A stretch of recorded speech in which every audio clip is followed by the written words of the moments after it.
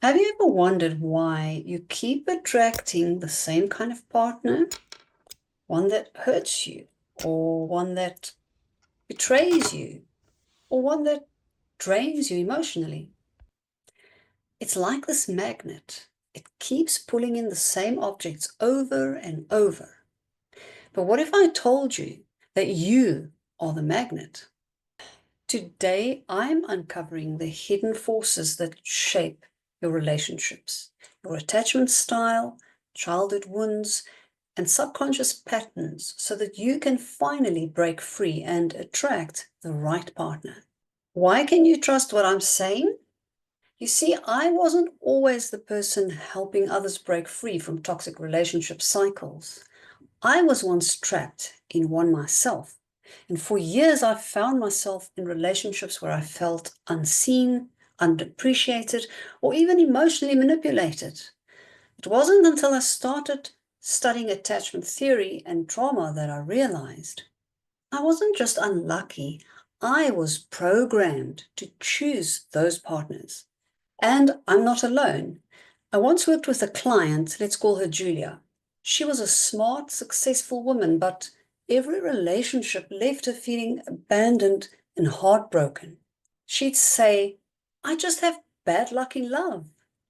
But when we dug deeper, we found that the real reason is that her childhood wounds had shaped her expectations of love. And that's what we're going to explore today. Imagine this is the blueprint for a house. Before the house is built, the blueprint determines everything, where the windows go, how strong the foundation is, and how it will stand in a storm. Well, your attachment style is the blueprint for your relationships. It's formed in childhood and it decides how you connect, how you love, and even how you break up. There are four types of attachments. A secure attachment is healthy and stable and a balanced relationship. Anxious attachment is rooted in a fear of abandonment and needing constant reassurance.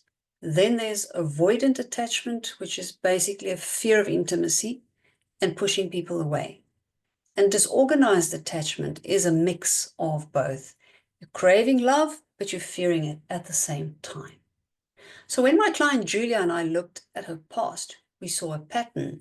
Her childhood was filled with inconsistency. One parent was loving one day and cold the next. So she developed an anxious attachment style, always chasing partners who were emotionally unavailable, hoping to earn their love. Think about this. If the only mirror you ever looked into is cracked, you start to believe that that's how you truly look. The same happens with love. The way we were loved as children becomes our standard for love as adults, even if it was unhealthy. So if you had to fight for attention as a child, you might chase partners who make you feel unworthy. If you were neglected, you might accept relationships where your needs don't really matter. If love felt conditional to you, you might try to earn it from emotionally unavailable people. And this is exactly what happened with me. I realized I was choosing emotionally distant partners because growing up, I had learned that love had to be worked for, that it wasn't freely given. That's when I knew I had to rewire my definition of love. This brings us back to our magnet. If I keep attracting the wrong people, I can't just blame them. I have to look at what I am unconsciously drawn to. If chaos feels normal to me, calm would feel boring. If pain feels familiar, kindness would feel suspicious. And if rejection feels expected, love will really feel uncomfortable for me. The good news is that you can reprogram your magnet. Julia did. Once she identified her patterns, she started making conscious choices, choosing partners who were consistent, communicative, and caring instead of the ones who triggered her old wounds. And here's how you can break the cycle and attract the right partner. Step one would be to identify your attachment style. Take an online quiz or reflect on past relationships. These resources are available in my Get Up and Grow community. Heal your childhood wounds, so get therapy, counseling, reach out to me for some mentoring, because self-reflection, maybe journaling, and inner child work is just what you need. Then also notice the patterns and change your responses. If you're drawn to emotionally unavailable people, choose someone different, even if it feels boring at first. And step 4 is to build your self-worth. You need to know that you deserve a healthy, reciprocal love.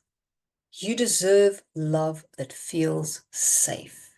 This is the moment where you decide, do you keep letting your past define your love life, or do you take control and attract the love that you actually deserve?